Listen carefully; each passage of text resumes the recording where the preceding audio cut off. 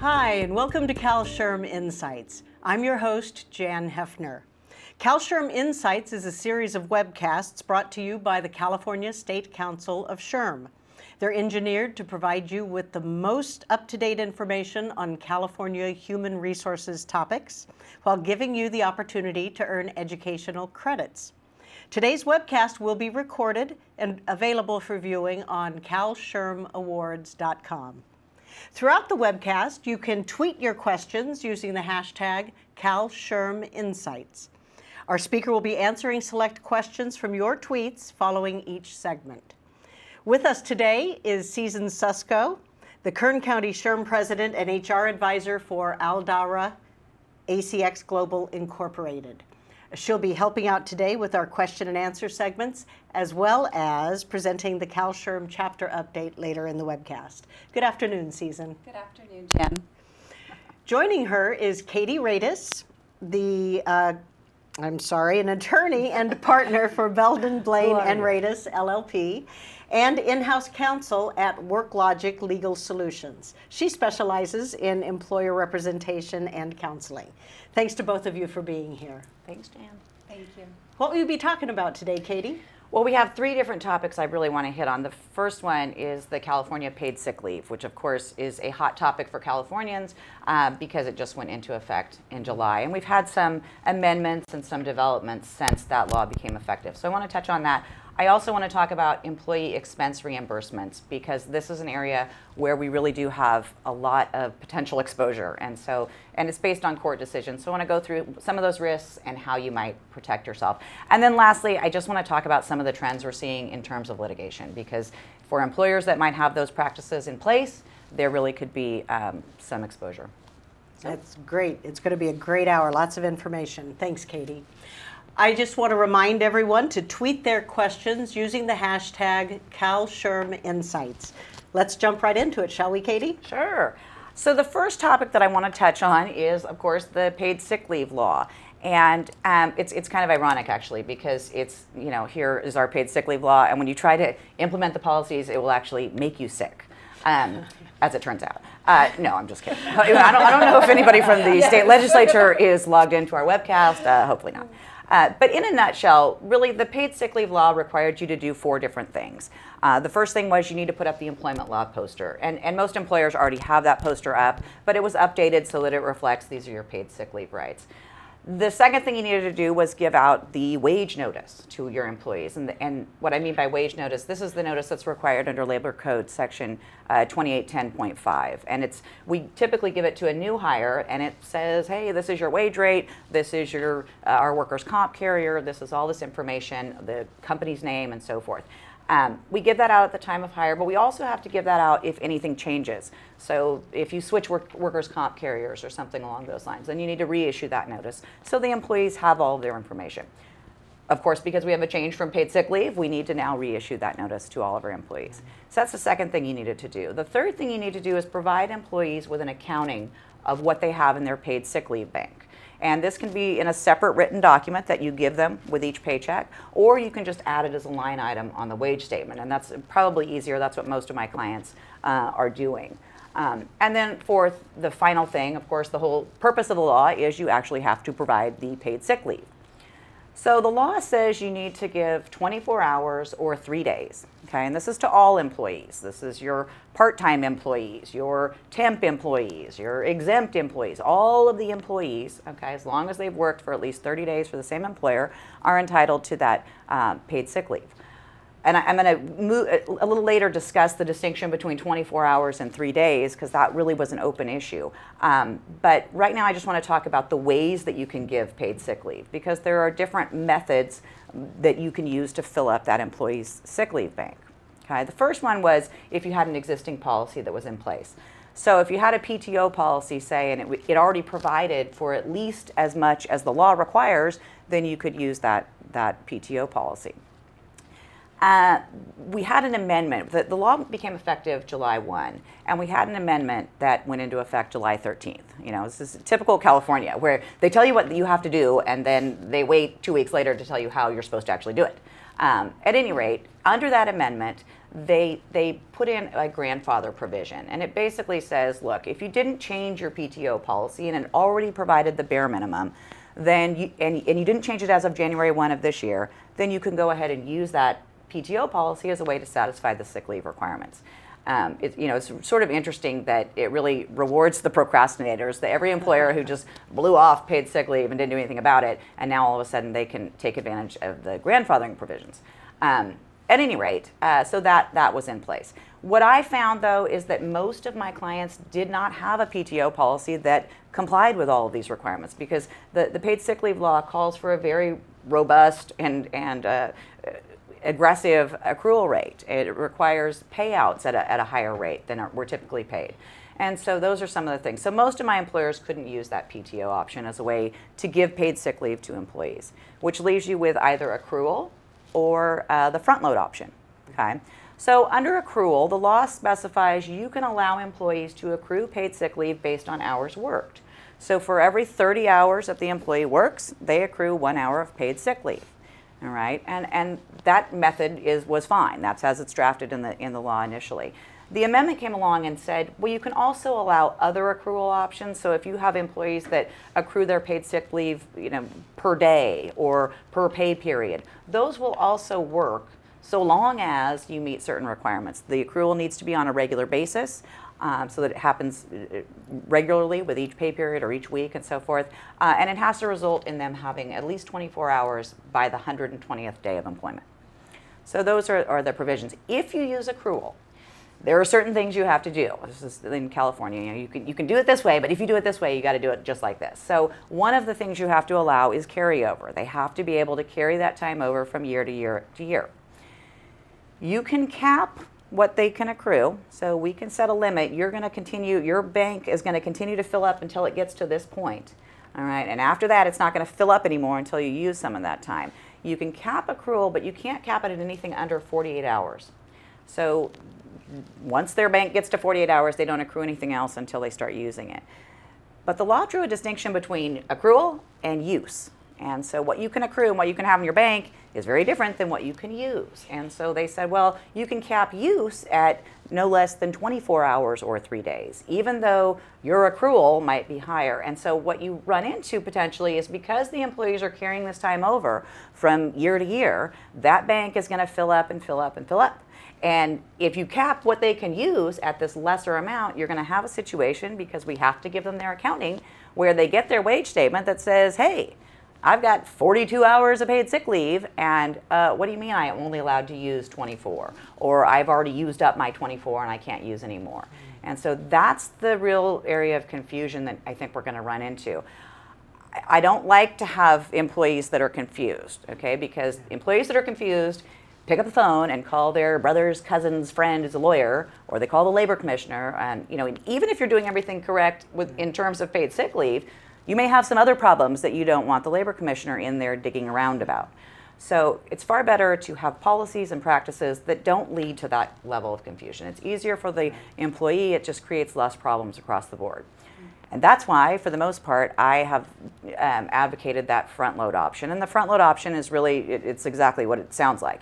At the beginning of either the calendar year or at the date of hire or as of July 1, you give the employee the full amount of paid sick leave. Their bank is all full, okay? And they use it up during the course of the year. Once it's gone, it's gone. And we don't have to worry about carryover, because once they circle back around to that 12-month mark, we just fill the bank back up. And so it's an easier way for the employee, I think, to understand this. What they see that they have is what they can use. I don't have to worry about any of the rest of those caps. None of that stuff is going to apply. So that's why I have sort of advocated for the front load option. What we have, though, this is like with any new law. It sounds all good on paper, up in Sacramento. I don't know what they're drinking up there, but it sounds really great. And then you try to put it in practice, and we're left with all of these sort of open issues. One of the biggest open issues, and I think there might be a slide on this, was the question of 24 hours versus 3 days. And 24 hours as 3 days works really well if you're working an 8-hour shift, because 3 days is going to be 24 hours. Mm-hmm. But if you have employees that are working less than an 8-hour shift or are working more than an 8-hour shift, then there's a problem. Because if I've got an employee who's on a 10-hour shift, 3 days is 30 hours, not 24 hours.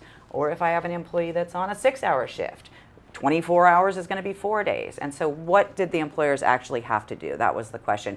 We actually had an opinion letter. It's the first opinion letter that was issued this year that addresses this exact question. And it was addressed to my law partner, so we really like that letter. At any rate, the Labor Commissioner has taken the stance that 24 hours or 3 days are the bare minimum of what you have to provide. So if you have an employee who regularly is going to work longer shifts, then you need to provide at least 3 days. If they're on a 10-hour shift, then we're going to provide 30 hours. If it's 12-hour shift, it's whatever that is, 36 hours.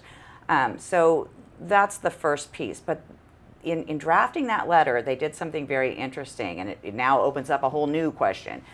They focused on the fact that the legislature intended, when they put this paid sick leave law into place, that an employee who was going to come into work and work 10 hours that day is going to receive the same compensation on if they call in sick as they would have if they went to work that day. That's the point.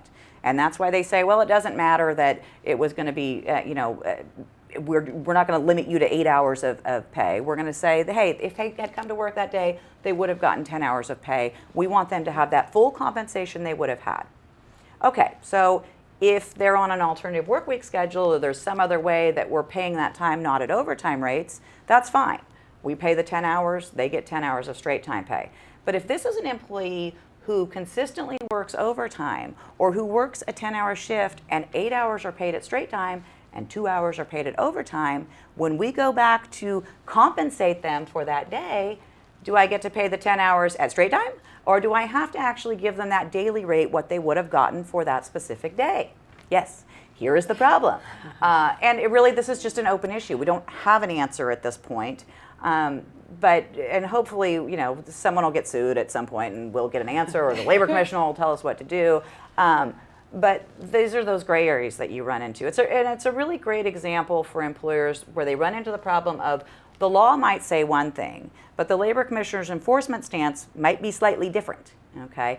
And oftentimes, it's a lot cheaper and easier to just go with what the Labor Commissioner says, even if, technically you might be right. You're going to spend a lot more money defending that practice to prove that you're right on the back end. So in this type of a situation, if you had somebody they're a minimum wage earner, they're making, $10 an hour, at minimum wage rates, they get $80 for their straight time and $30 for those 2 overtime hours if they worked a 10-hour day, so they would be entitled to $110, is that right? Yeah, for that day. So it's a lot easier, instead of saying, well, no, we're going to pay all 10 hours at the straight time rate, you save $10, all right, and you expose yourself potentially to a much bigger problem down the road. When I don't generally advise clients to be aggressive about policies when it's going to be a policy that applies company-wide to everybody. Because if you gamble and you're wrong, now you've got a problem that's going to hit every single person, and that's exactly the type of claim that is perfect for a lawsuit, or a class action lawsuit. And that's when you really see the big damages, the big ticket items. So one of the things I would want to point out, though, is that the Labor Commissioner has a frequently asked questions page. It has not been updated. I looked this morning. It has not been updated yet to reflect the changes that were addressed in the amendment, that AB 304 that was passed in July 13th, whatever. So once those changes are updated, that's certainly going to be a good resource, and they may answer some of these questions. As employers put these policies in place, that's when we're starting to see the little kinks of, hey, but what do I do? Do I have to pay overtime even though they didn't actually work these hours, and so forth? So hopefully some of that will get addressed. It certainly is a good resource for employers, and all of those frequently asked questions can be found on their website, which is www.dir.ca.gov. So that's one and at least it gives you an idea also of how they're likely to rule on a claim if you were to end up there. Okay, wow. The devil's in the details, isn't it? Yes. Always. Yes. Or in the lawyers. I'm not sure. Great information, Katie. We're going to take a quick break right now, and when we come back, we'll be answering some of your questions on paid sick leave.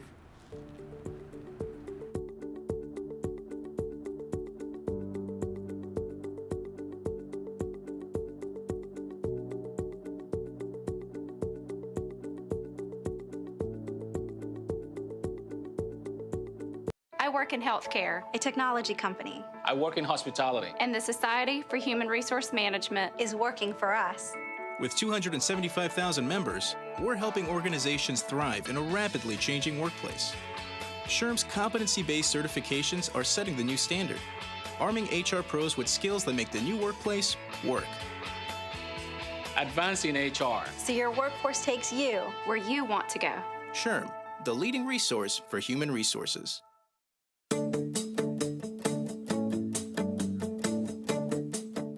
The California State Council of SHRM invites you to share with us, Learn with us.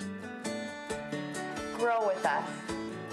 CalSHRM represents more than 10,000 HR professionals across the state and continues to grow. To learn more, visit calshrm.org to find a CalSHRM chapter near you. CalSHRM, the ultimate resource for the California HR professional.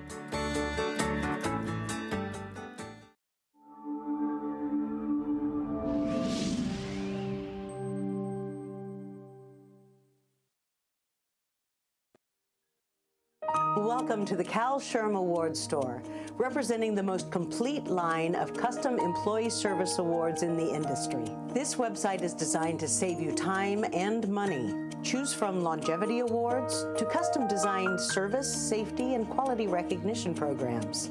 The sales staff is ready to take your call to help guide you through the most cost-effective approach to meeting all of your HR incentive needs.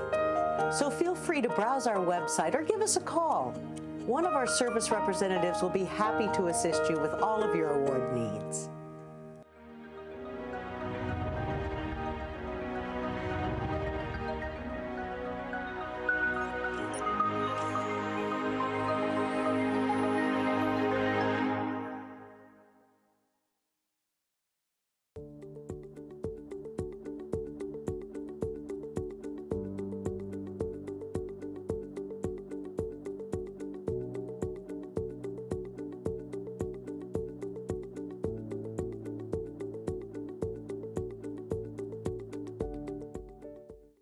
Welcome back to CalSHRM Insights. We're here with Katie Radis and Susan Susko, and we're taking questions now on paid sick leave.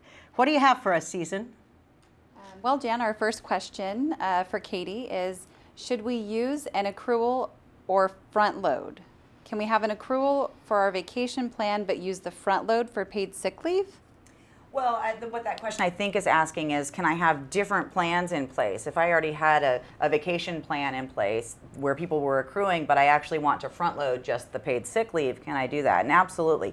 You can have different plans in place for different groups of employees. So, for example, our frontline or our new hires for the first 5 years, they only accrue at this rate, or they only get front loaded, and then upper management gets something a little more generous or something. You can certainly have that. What the key is, if you're going to draw those distinctions, it needs to be based on some sort of objective criteria. It can't be, the women only get this little bitty amount of paid sick leave and everybody else gets a whole bunch. So as long as it's based on some sort of objective criteria, then that's fine. And it kind of dovetails to another question that I used to get all the time was, are we better off to have a PTO policy, or are we better off to have a vacation policy plus a sick leave policy? And there's a sort of pros and cons to both. The problem with giving people vacation plus sick leave is that, when you give someone 3 sick days, guess how many days they're going to be sick? They're going to be sick 3 days. And so employers were finding that giving them paid sick leave actually encourages them to call in sick. And so that's the downside with that. If you mushed everything together and you just have PTO, people are probably less likely to call in sick, with the July 5th flu that they get, the day after they want to have their holiday. People are less likely to abuse that policy, but the problem is PTO is very different from paid sick leave. PTO is considered deferred wages, so when the employment relationship ends, they're entitled to pay out for anything that is accrued and unused that's in that PTO bank. So I don't generally encourage employers to mush everything into the PTO bank. You are better off to have a separate paid sick leave policy, and having that policy does not have to impact your other policies, whether it's vacation or whatever other accrual you had for the company-wide or just for upper management or whoever you selected. Thank you, Katie. The next question is, can I require my employee to use paid sick leave even if they would rather take time off unpaid?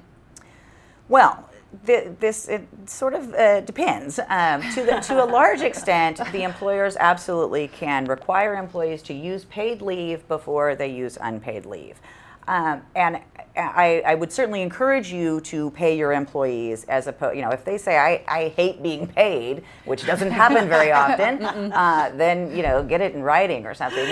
What's going to happen is they may say, yeah, I really want to take this time unpaid so that I can save this paid sick leave and I've got it in my bank to use later. If they file a claim and they come into the labor commissioner, it's very easy for them to say, well, they discouraged me from taking that time, and of course I would have wanted to get paid. So it just doesn't, it smells funny, I think, from an enforcement standpoint. So the problem I'm seeing with that, though, and I've had this question come up from a number of clients, is the paid sick leave law goes into effect. Hey, they have somebody who's out on, pregnancy disability leave or FMLA or something along those lines. Can they then say, hey, you're out on leave, so we're going to require you to burn up your days while you're out? I think that's probably not a good idea. I wouldn't encourage. If they were already out on an approved unpaid leave of absence, I would let that go. When they come back, they've got their bank and they can use it. The other question, actually, that I just got this morning, which is kind of the flip side of that question, is can employees demand to be paid on a day when they maybe aren't sick, but the company is going to shut down?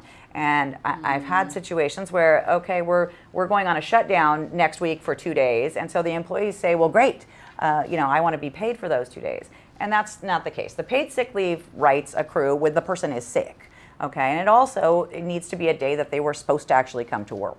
So if the plant is shut down and no one is going to be working that day, then I don't have to pay them. It's the same as if they got sick on Sunday. Well, bummer, but if you weren't supposed to work that day, then I don't really care about that.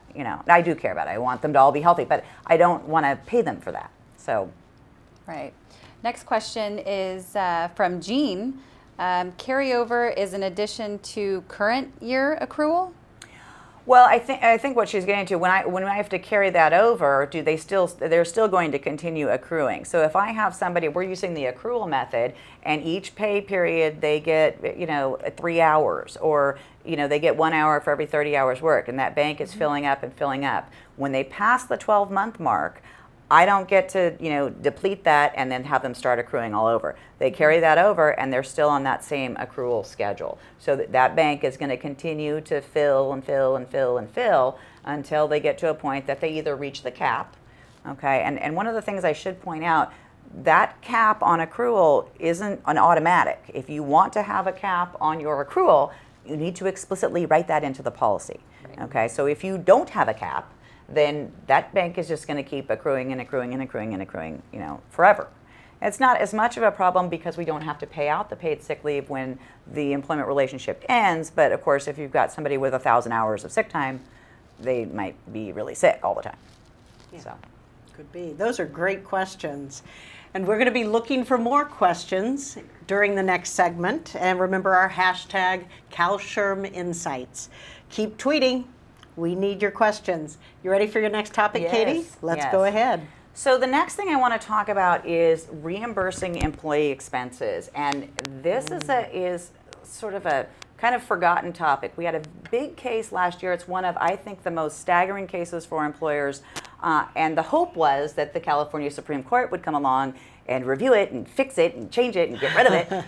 But they have declined to review that. And so we're left with this is the law. And of course, welcome to California. There's a whole bunch of bad laws in the books. But this is the law as it stands. And it's something that employers really need to be cognizant of because there's huge potential liability out there.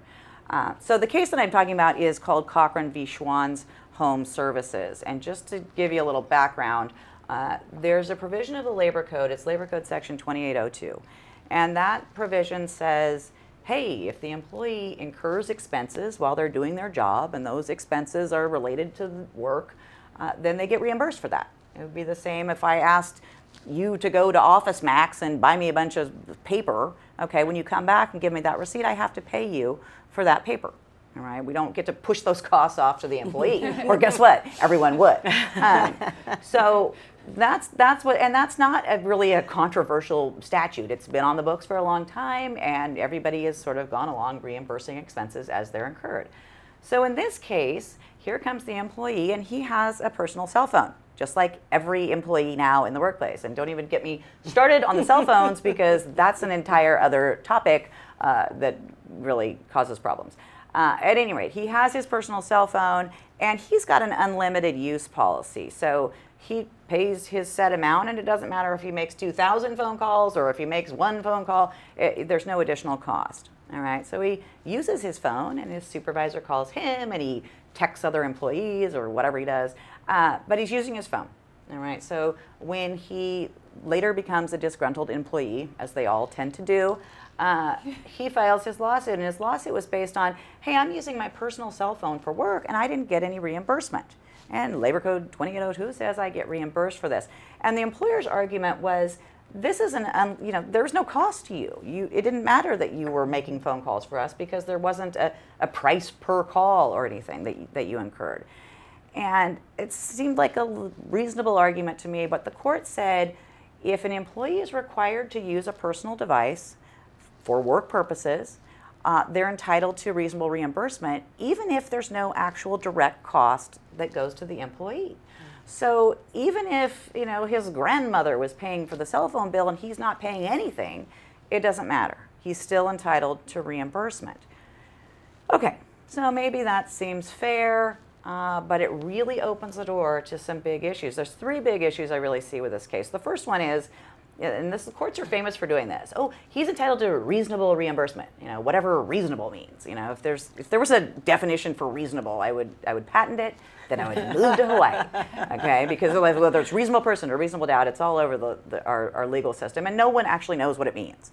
All right, so you're going to need to look in your organization as to who's using a personal device, because if it's your sales rep and he's on the phone 14 hours a day on his personal cell phone, well, he's going to probably need a larger reimbursement than the receptionist, who only has to use the cell phone when the phone system goes down, or whatever the case may be.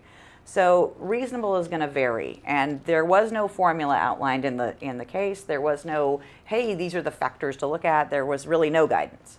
So that's an open area. The second problem with this case, though, is they said you're entitled to reimbursement if you're required to use your personal device. So when is someone required to use that? Does it have to be that the employer says you're only allowed to use this cell phone of yours? Or is it enough if the supervisor is calling employees on their personal device? Because now the employer has noticed that they're using their personal phone, okay? And it's very easy, I would think, for an employee to make an argument that when my boss calls, I answer the phone because I think I'm supposed to. So I think you might get into some gray area in terms of, well, we didn't tell them they had to use that phone, but if you know that they are, I certainly think that's going to trigger some of those reimbursement obligations. The other sort of interesting twist on that I'm seeing is a lot of companies have now opted to provide a company phone, all right, because I don't want to deal with trying to figure out what the reimbursement is, and plus I want to have control over what happens with that phone and what's on that phone. I just had one a couple weeks ago where the girl quits, we get the company cell phone back, and whoo, guess what's on the phone, yeah. So you get a real insight into what all employees are doing and texting each other. And I mean, they were doing stuff in the office. They had everything but like a video of it. It was really crazy. Anyway, a lot of companies have opted to go with the company phone. But what we're seeing is, the company phone is the little budget discount phone that they can get, that they're giving to everybody, and the employee is now upgraded to their giant, awesome, super cool phone that, yes, just like what Season has. So that kind of situation, are they being required to use their phone? No, but then again, if the employer is on notice that they're using that personal device and they don't correct it, they just allow that to occur, it's going to be viewed as a tacit approval of them using personal cell phones. So that's the other problem. So we have the reasonable problem, the when are they required to use it problem, but by far the biggest problem with this case is the fact that an employee is entitled to reimbursement for stuff that didn't cost them anything, okay? When the employer is benefiting from that, and now the employee is entitled to compensation, you imagine they go home with their company laptop, okay, and they plug it in. Well, there's PG&E power that's going to that laptop, and do they get reimbursed for that? There's a Wi-Fi service that they're logging into to check their email. I mean, it just is a Pandora's box of what you can potentially be on the hook for. And there was no sort of end in sight based on the reasoning of that opinion. So very scary for employers. And particularly in California, the only thing we have more of in California than regulations are lawyers, okay? And all of those lawyers are out there filing their lawsuits. And so that's really where the problems come up when this is something that's sort of worked well for a long time. Then you get these decisions that come in that really throw a monkey wrench into things and get, the plaintiff's attorneys all get dollars in their eyes, or, and so it's really something to be mindful of. One of the things, recognizing those risks, one of the things that you're going to want to do, and I think we have a slide that deals with what they call BYOD. And a BYOD policy is really bring your own device. And so that's one of the things. If you're going to allow people to use a personal device, and it doesn't have to be a cell phone, it could be an iPad, it could be a laptop, it could be any sort of other piece of equipment in the workplace. But if you're going to allow them to do that, you want to set very clear parameters of what's okay and what's not okay. One of the biggest things is you're going to want to make sure that we distinguish between who is going to use that phone and when they are going to use it. I see all the time where this is a non-exempt employee and they have their cell phone, or the company phone for that matter, but they're on their lunch break and they're checking their email, they're texting the boss, they're making calls, answering calls, whatever. If they're doing that during their meal period, guess what? It's not a valid meal period, okay? We need 30 minutes that are uninterrupted. If they're doing it after work, guess what? This is off-duty time now that they're working, and they need to be compensated for that. So you need to be very, very careful with that. It's really easy for them to come back and say, hey, by the way, I had 400,000 hours of overtime that you didn't pay me for, and now I get all these penalties and so forth. So that's one of the first things you really want to be careful of. But the second thing is, if they've got their own device, and they get drunk and then they leave their phone somewhere and somebody picks it up, you want to make sure that all of your information is not now out there public knowledge. So it's really important that it's password protected, that you have ways to encrypt or limit that data, wipe that phone clean, and so forth. And sort of the flip side of that argument is the privacy expectations. I recognize that this is their phone, but to the extent that they're using it during work time for work purposes, I really want to have access to that information so that we can make sure our policies are being followed, so that if we do end up in a harassment suit or something else happens, then I can actually get to that data. So those are some of the things you need to think of. And then of course, obviously, you need to reimburse them if they are using that personal device. And again, that's the case if it's a laptop or an iPad or any of those other kinds of things. So, and I would say more of my clients are going to the company provided phone as opposed to their own device. And there's downside to that too, okay? Because guess what? On the day that they quit or you fire them, they're going to give you back this phone that is shattered and looks horrible and that they smashed because they were mad that they got fired or whatever. So you're going to want to have policies in place that deal with how we handle company equipment, what sort of recourse we have to recoup those costs. For normal wear and tear, obviously you can't get that back from the employee, but if it's something that's willful and so forth, then that's something you'd be able to recoup potentially. Okay, great. Again, well, it's time for another quick break. When we come back, we're going to take questions for Katie on your reimbursement issues. Be right back. Was that okay on time?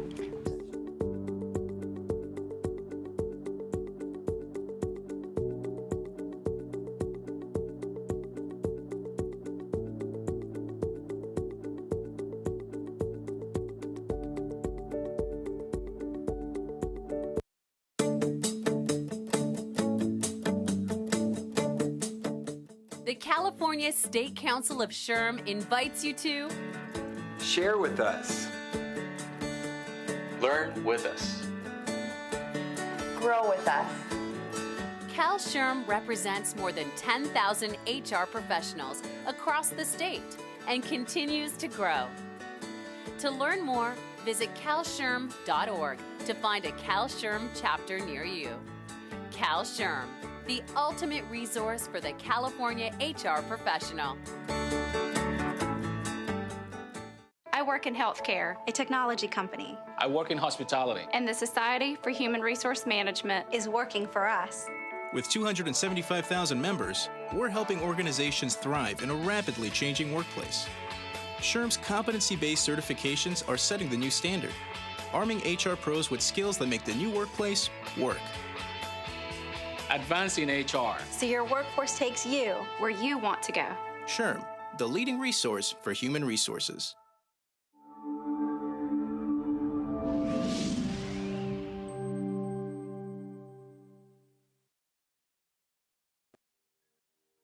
Welcome to the CalSHRM Awards Store, representing the most complete line of custom employee service awards in the industry. This website is designed to save you time and money.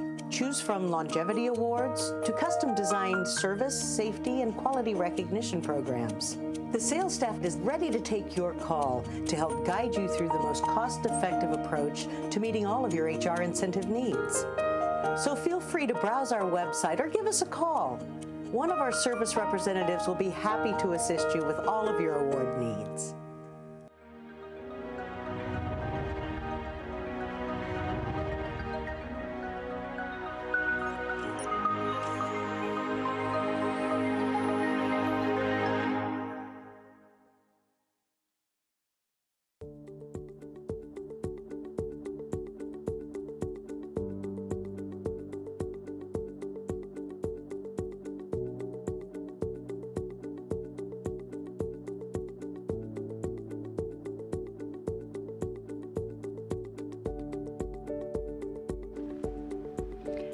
We're back with Katie Radis from Belden, Blaine & Radis, LLP, and in-house counsel at WorkLogic Legal Solutions, and Susan Susko, Kern County SHRM president and the HR advisor. Thank you for ACX Global.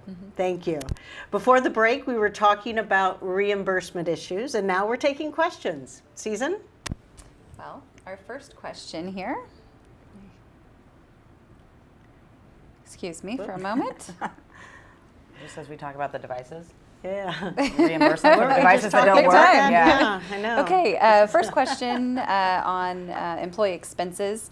Can I give a company phone to some employees, but require other employees to use a personal cell phone?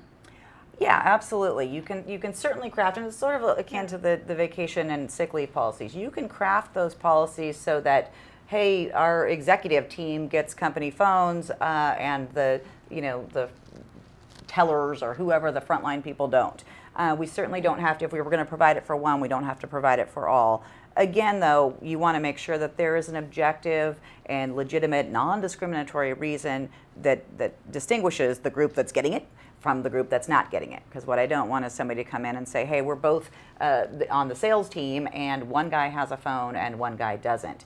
If you have a situation where you're giving out company phones and the employee comes and says, hey, I really don't want to use that phone, this is my personal phone, and so forth, then that point you're going to want to sit down and document that you were offered the phone, and this is the parameters of that policy, what we're going to allow you to do with that phone, how we get access to that phone, how we protect our data, and all those things that I was talking about with respect to a BYOD policy. I think the phones tend to, get improved at a much faster rate than the policies the employer might have in place. And so it's not that every 6 months the employer is going to take out all those phones and get the new phones. So I think that issue will continue to come up in terms of employees wanting to use their own phone. Can I prohibit employees from using a camera phone to take pictures in the workplace? The camera phone. Oh, Lord. We could do an entire webcast on the camera phone. I'm not kidding you. I think my favorite camera phone story was a client who, they had a big sales meeting and someone got really mad. And he left the meeting and he went to the bathroom. He went to the bathroom and took a picture and sent it off to the boss. This is what I think of the marketing plan. It's just amazing what employees can do and that they can do now with their cameras. You have to be a little careful in terms of what you prohibit with those camera phones. And the reason is because under the National Labor Relations Act, the NLRA, there's a provision And that provision applies to all employers, whether you have a union or don't have a union, that says employees who engage in concerted activity to further better working conditions can't be disciplined for those activities. One of the activities that they might do would be to take pictures in the office. Oh, here's the safety violation, or here's a picture of something else that's wrong. Those efforts you can't really curtail. And the NLRB, that's the group that enforces the NLRA, has been pretty deferential to employees in posting these kinds of things or taking pictures. They really, really, really don't like blanket policies that say, absolutely not, you can't do this. That said, there are other areas where you might be able, if you can link that prohibition to something that relates to, health and safety issues or privacy issues. If I'm a nurse and working in a hospital, I don't get to take pictures of every patient. There's obviously, privacy concerns there. So you can certainly limit it. You're better off, though, if you're going to make those limits as narrow as you can, because I don't want you to say, put that camera phone away when you walk in the workplace, because that's not going to work. So that's the long answer to that. Thank you, Katie. Next question is it better to give a company phone or to just give employees a reimbursement and allow them to use their own phone? We kind of touched on that a little bit. Certainly, most of my clients are going towards the company phone option. And again, I can't tell you how many times, it's like with the cheating husband. Everything is always on the phone. You find all the juicy information. And some of that is because people know to clean up their email. They might know that email is being monitored, but they don't think about those text messages. And really, the stuff that you can find there is entertaining, if nothing else. But that's the kind of stuff that you're really going to want to have access to potentially. So I do think it's better to give a company phone. Again, this is not something you can just throw out there and have it be over and done with. It's a policy you've got to monitor and stay on top of, because even if you're giving that company phone, there's probably a handful of people that are using their own phone and so forth.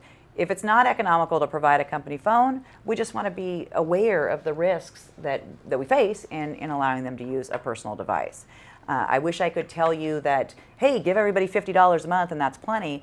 I don't know what the reasonable amount is, and that's something you have to evaluate case by case for each employer based on their business needs. Very good. All right. Again, you can tweet your questions using the hashtag CalSHRM Insights. And now we're going back to Katie, who's going to talk about common wage and hour pitfalls. Well, this is a big topic, and certainly there are types of claims that we'll see all the time. Whether it's retaliation claims or disability discrimination is always typically pretty popular, and they remain fairly constant. But in the wage and hour arena, what you see is generally there's a snowball effect, and what I mean by that is one case will, go through the court system and the plaintiff wins. Okay, and so what happens? Every plaintiff's lawyer in the state reads that decision and says, hey, I'm going to file my own lawsuit, okay? And they white out the company name and they put in a new company and they march down to court with their lawsuit, okay? So there are certain areas, there are certain practices that will come more heavily under the microscope than others.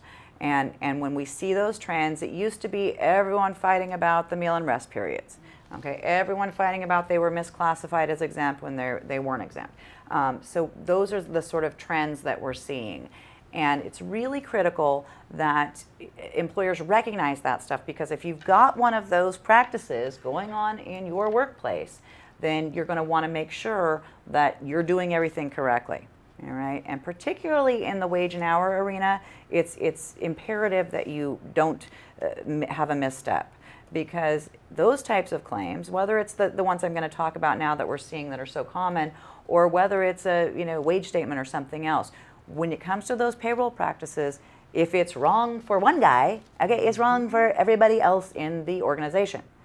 And so the problem there is, of course, that's very easy to get certified as a class action, because this is a systemic or a policy violation that applies company-wide.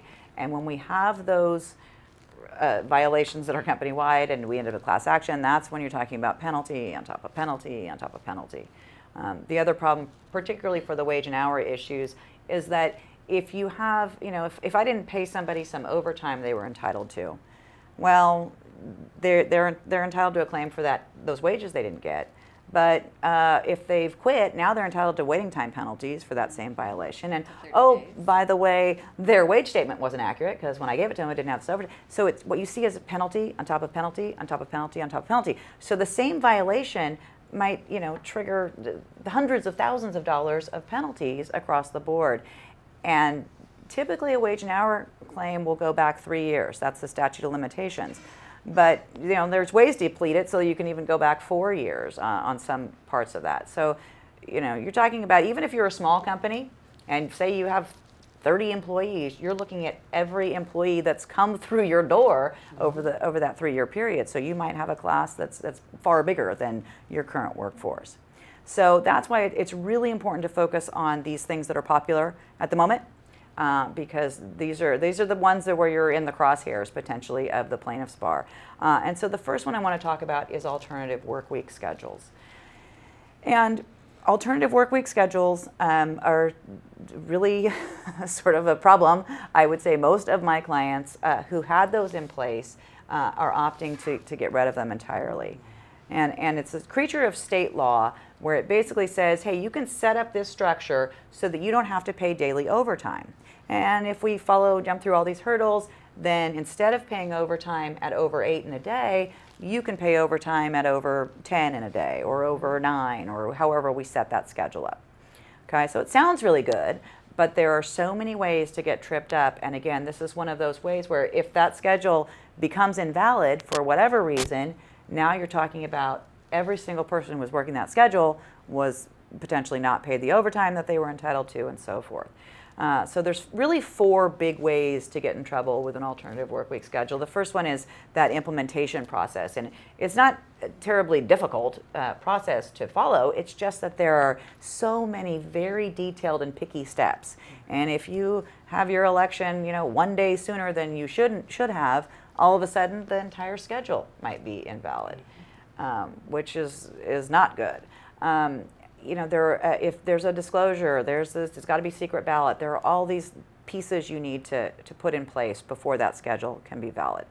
So that's the first part. If you screwed it up, and it's really kind of funny because they set it up so that it's supposed to be employers able to do this on their own. But I absolutely would not advise you to put an alternative workweek schedule into place without talking to a lawyer, because they're just really, it's easy to get tripped up. So even if you put the schedule in place and it's perfect, yay, and it's, it's framed, it's in gold and it's lovely, whatever, you might still run into trouble either on how it's scheduled or how it's paid or whether we needed a revote. And from the scheduling piece in particular, there's a requirement that the schedule be regularly recurring. Okay, once again, this is one of those great terms that's defined nowhere. So trying to decide when the schedule is no longer regularly recurring is a guesswork. But if you have an employee who's on an alternative workweek schedule and I'm moving him to this schedule and I'm moving him to this other side, and he's not going to be on an alternative schedule, then I move him back, then he goes to this place and he travels around, at some point that schedule is not regularly recurring. It's just whenever he gets moved there. And that aspect can negate and invalidate the schedule altogether. Okay, so if we've implemented the schedule and we're scheduling everyone great, we still could have a problem if people aren't paid correctly. And that's because, and this is one of the sort of fallacies about alternative workweek schedules, is that you're actually going to save a lot in overtime. And that may not be the case. Because when we set up the alternative schedule, so they're going to work 4 10-hour days, for example. When they work those 4 10-hour days, if they ever have to come in to work on the 5th day, okay, that they weren't normally scheduled, all of that time is going to be overtime, all right? And so we need to make sure that you're paying them correctly. If they're on a 4-10 schedule and they only work 9 hours and the job finished early because we've got great workers, okay, we send them all home, they're actually entitled to overtime for that 9th hour, even though, had they worked 10 hours, they wouldn't have been entitled to overtime for the 9th and 10th hour. So it's very confusing. It's easy to get tripped up in this kind of stuff. So that's one of the things. So now we've put it in place correctly. We've scheduled them correctly. We're paying them correctly.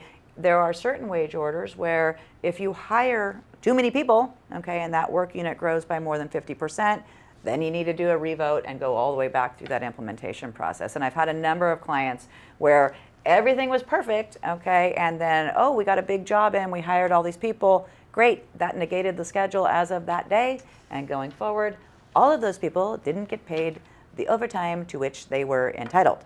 Okay, so that's where we run into a problem. Particularly, we see that under wage order 16, which is the ag oil drilling wage order. So alternative work weeks are a big problem, and we're finding that the plaintiffs' counsel goes out there, oh, you got an alternative work week schedule, great, that's the sort of gold mine little lottery ticket that they seem to be cashing in on. So you certainly want to very closely look at that if you've got one in place.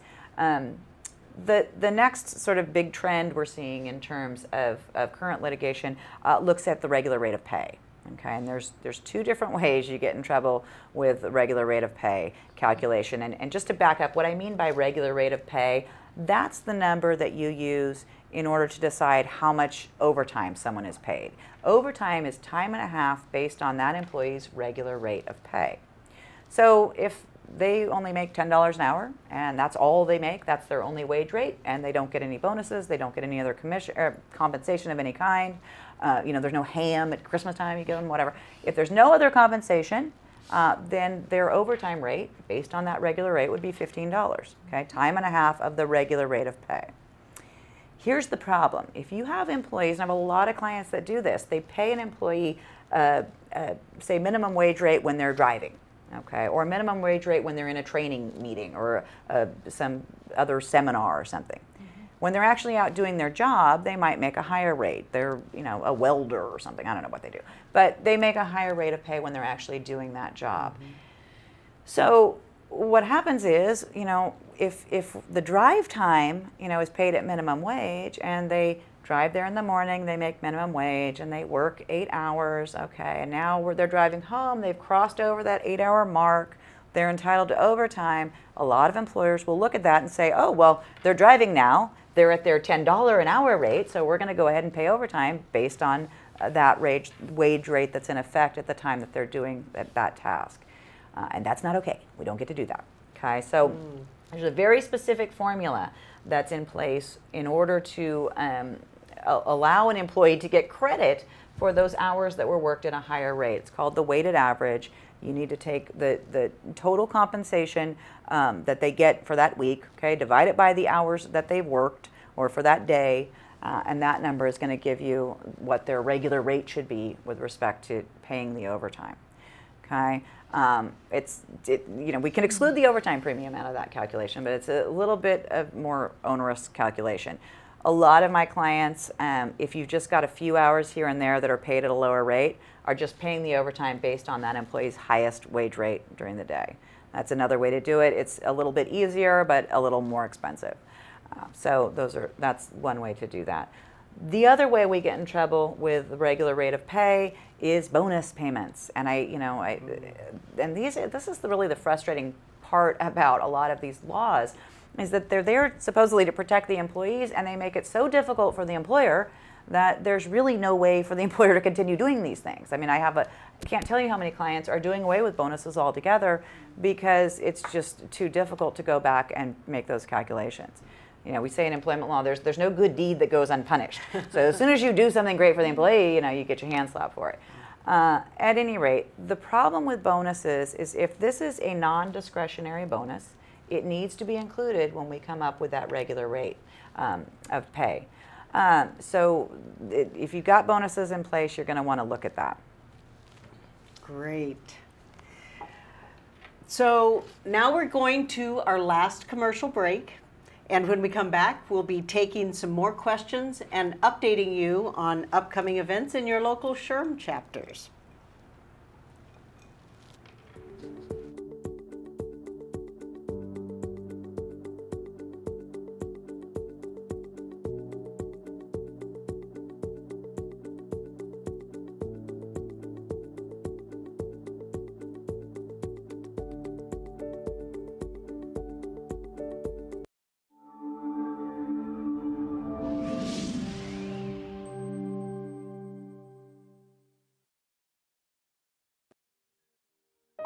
Welcome to the CalSHRM Awards store, representing the most complete line of custom employee service awards in the industry. This website is designed to save you time and money. Choose from longevity awards to custom designed service, safety, and quality recognition programs. The sales staff is ready to take your call to help guide you through the most cost-effective approach to meeting all of your HR incentive needs. So feel free to browse our website or give us a call. One of our service representatives will be happy to assist you with all of your award needs.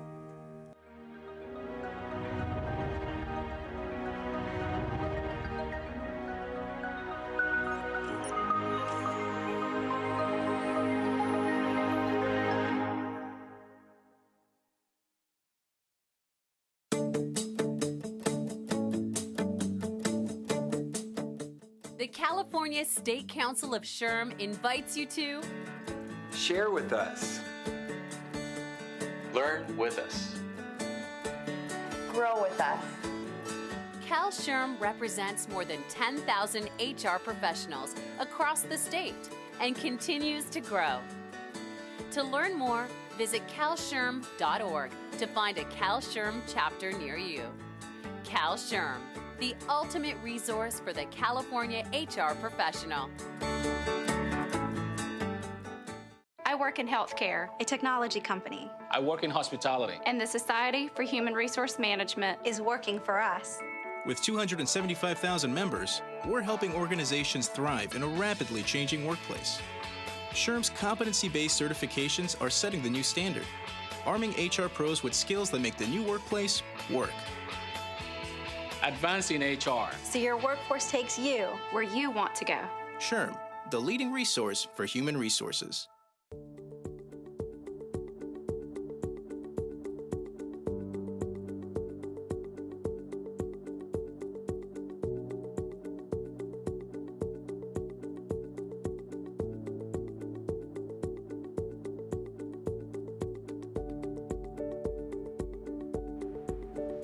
Welcome back to CalSHRM Insights.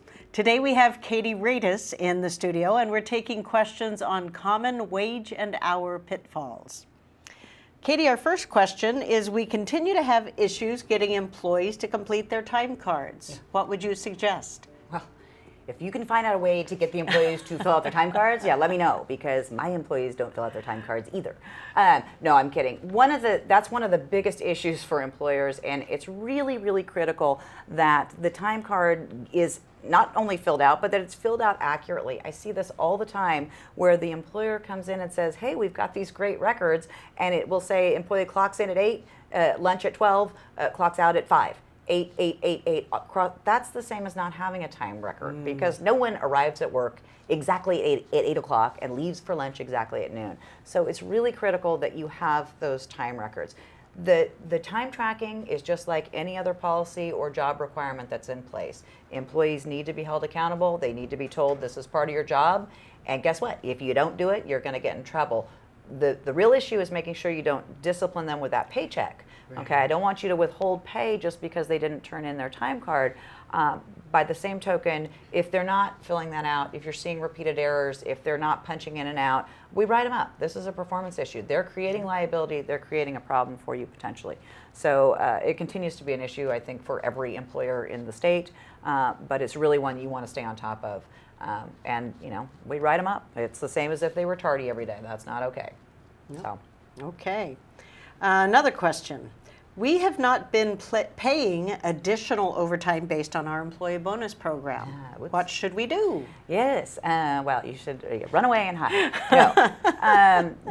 That's a question, and that comes up for a lot of employers. We discover that we've been doing something not quite right. Well, how do we fix it without waving a flag that essentially says to everyone, hey, go ahead and sue me? You certainly don't want to do that. There are various ways you can fix a problem that doesn't have to make employees think, hey, by the way, I better go hire a lawyer. And the key, though, is making sure you actually do fix it. Because every day, if you know that there's a problem, whether it's bonuses or overtime or whatever the case may be, every day that it's still in place, that you're not fixing it, is another day of liability and potential penalties. So most of my clients that are discovering, particularly with respect to bonuses, are doing away with the bonus program. There are a lot of other ways that you can create an incentive for your employees to sort of foster that behavior you want without necessarily creating wage and hour risk for yourself. Whether we'll give you an extra PTO day or something else that isn't going to be something we're going to need to factor into that regular rate of pay. And it's not always that money is the thing that's going to incentivize your employees. So you just want to be creative about how you do that. The key is making sure that you address it and fix it going forward, and that you do it in such a manner that it's not, alerting everyone to your potential lawsuit. Okay, that's great. Thanks so much. Now it's time for our CalSHRM update. Here's Season with what's happening in your local chapters. Season? Hi, welcome to the CalSHRM chapter update, bringing you the latest news for your local chapters. First up, we have Bay Area Human Resources Executive Council, who want to remind you that they are the premier San Francisco Bay Area Association for HR executives. They create unique networking and professional development opportunities for strategic leaders in the area. Next, we have the Central California Society for Human Resources Management, CalSHRM, is proud to announce that the EEOC is coming to Fresno to conduct its Technical Assistant Seminar on September 10th at the DoubleTree Hotel in Fresno. Visit centralcalshrm.org for more information. Inland Empire SHRM is pleased to announce their third annual legislative conference, Navigating the HR Puzzle, on Thursday, November 19th from 7:30 a.m. to 4 p.m. at the Victoria Garden Cultural Center in Rancho Cucamonga. Visit ieshrm.org for more information. The Imperial Valley HR Association, IVHRA, is excited to bring the highly decorated Vietnam veteran motivational speaker George Burke, United States Air Force, to Imperial County for its 2015 annual conference, Wednesday, September 9th at the Farm Credit Services Southwest in Imperial, California. Visit iv-hra.shrm.org for more information. Kern County SHRM would like to announce the 2015 Kern County SHRM Symposium being held on October 14th in Bakersfield, California. Sessions this year will incorporate SHRM's new competency model along with other relevant human resources topics. Visit shrmsymposium.com for more information. Also, before next Wednesday, go to kcshrm.com to register for David Blaine's one-hour seminar, Power Beyond the Paycheck, Exploring Strategic Compensation Plans. The Northern California HR Association invites you to HR West 2016, March 7th through 9th. HR West brings you excellent education and unparalleled networking at an exceptional value. SHRM members and affiliates get a discount. Learn more at hrwest.org. North State SHRM, located in beautiful Redding, proudly presents How to Conduct an Investigation, a 3-hour certification program offered by Ben Kennedy, Esquire, of Carr, Kennedy, Peterson, and Frost on October 16th at the Steering starting at 8:30 a.m. The Professionals in Human Resources Association offers 17 local networks of HR professionals in the greater Los Angeles area, providing professional development meetings, seminars, HR resources, and tools. And the California HR Conference. Visit PIHRA.com, that's PIHRA.com, to learn more. The Sacramento Area Human Resource Association is the HR voice for the greater Sacramento region, keeping HR professionals up to date on trends. Offering networking and professional development, the Sacramento region's premier HR association. Check out SAHRA at SAHRA.com. SBHRA fosters cutting-edge professional development programs, and they invite you to attend Holacracy, the 21st century approach to removing power from management hierarchy, presented by HR Director for Zappos, Holly Delaney, September 16th at Fess Parker's DoubleTree in Santa Barbara. There's more info at sbhra.org. San Diego SHRM invites you to the 2015 Workplace Strategies Conference on September 16th at the San Diego Marriott Del Mar. Keynote speakers include Dr. Bob Nelson at Nelson Motivation, Alec Levinson from United States USC Marshall School of Business, and Maricela Gutierrez from Zappos. To learn more and to register, visit their website at sdshurm.org. Southern California Wine Country SHRM is excited to be launching the SHRM CP SCP HR certification prep class beginning September 14th through November 16th. For more information, please visit their website at scwcshrm.org or email info@scwcshrm.org. The San Joaquin HR Association, SJHRA, is excited to be bringing nationally acclaimed speaker and author author John Petz to the San Joaquin County for its 2016 annual one-day conference, Wednesday, January 20th, 2016, at the Stockton Hilton. Go to sjhra.org for more information. That's all for the CalSHRM update. Back to you, Jan. All right. Well, that's it for this session of CalSHRM Insights. I'd like to thank Susan and Katie for being with us in studio today.